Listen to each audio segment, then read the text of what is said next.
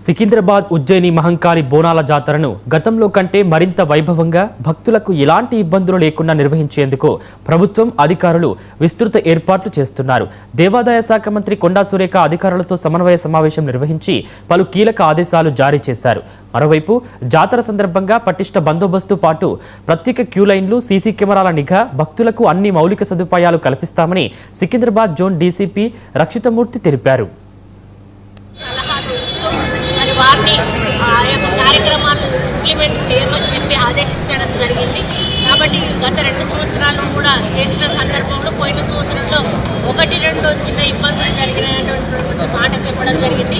అది కూడా ఈసారి పరిగణలోకి తీసుకొని వాటిని కూడా సరిదిద్దుకుంటూ మనం ఏదైతే వచ్చే భక్తులు మన ప్రశాంతంగా వచ్చి ప్రశాంతంగా దర్శనం చేసుకొని మళ్ళీ ఎటువంటి ఇబ్బంది లేకుండా ఇంటికి చేరితేనే వాళ్ళకు ఒక సంతృప్తి ఉంటుంది. ఎందుకంటే బోనం ఎత్తుకొని వచ్చిన వాళ్ళ బోనం వల్ల ఇంటికి వెళ్ళే వరకు కూడా వాళ్ళు ఒక టెన్షన్ తోటి ఉంటారు. ఆ బోనం ఏమన్నా కింద పడినా ఎవరికైనా అదైనా కూడా ఒక అనుమానం అనేది సెంటిమెంట్గా మరి హిందువుల్లో ఉంది. అటువంటిది జరగకుండా ఉండాలి అంటే ప్రతి ఒక్కరు కూడా అలర్ట్గా ఉండాల్సిన అవసరం ఉన్నది.